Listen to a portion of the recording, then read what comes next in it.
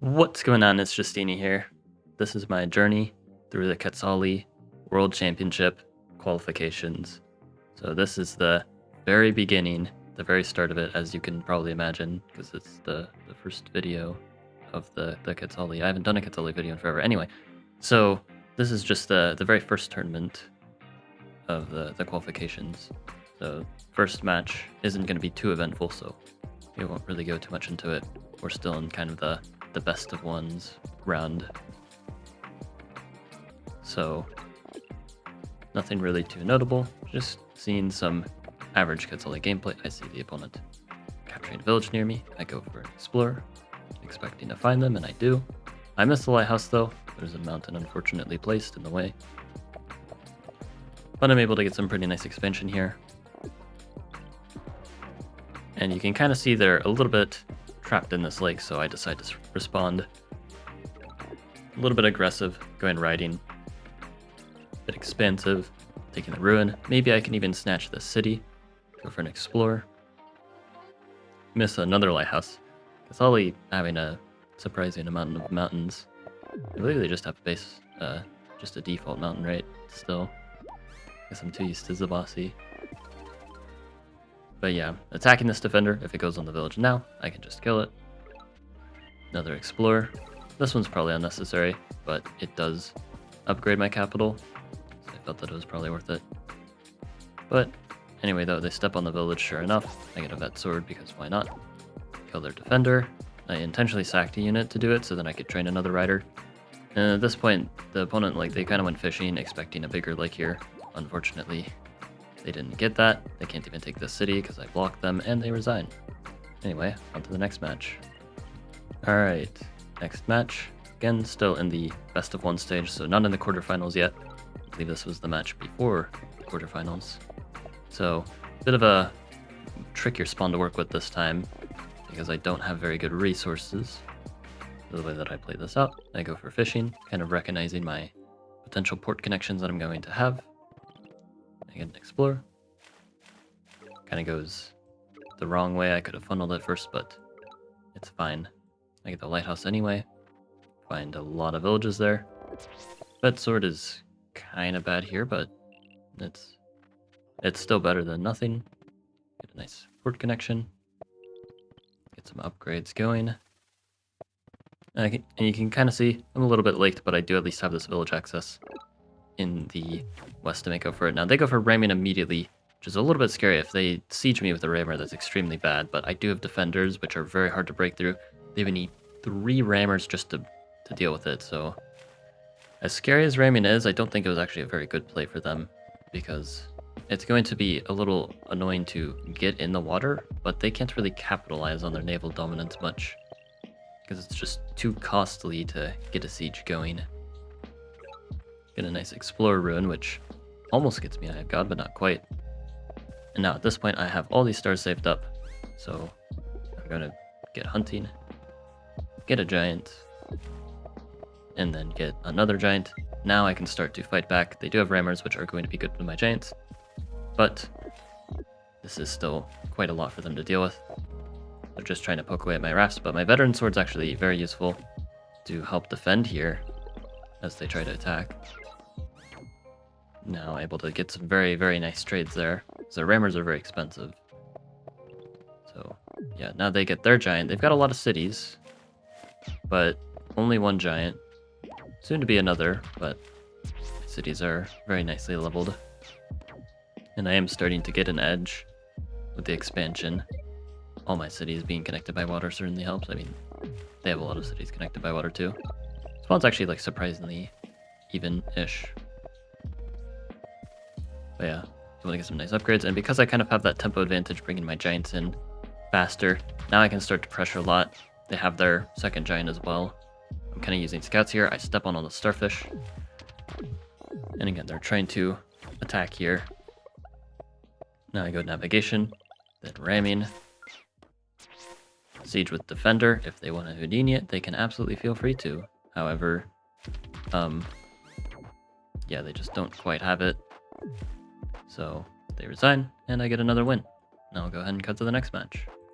Alright, next match. This time we are in the quarterfinals. because they did have a couple of canceled matches and buys, so instead of like 4 matches to get to the quarterfinals, it was only 2. Some more context though.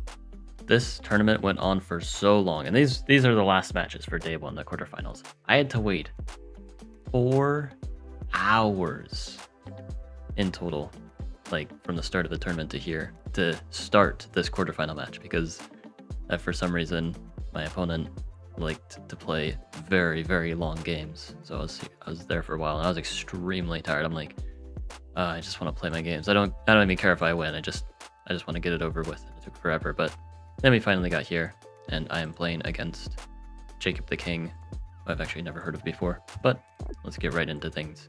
So this is a best of 3, and yeah,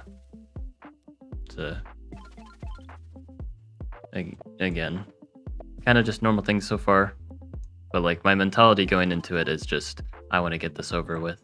You might see my playstyle a little bit influenced by that. I go very workshop heavy, don't really have good explorer potential here. Then I go climbing, trying to expand a little bit, just hoping for some nice land connections to work with. So I go hunting.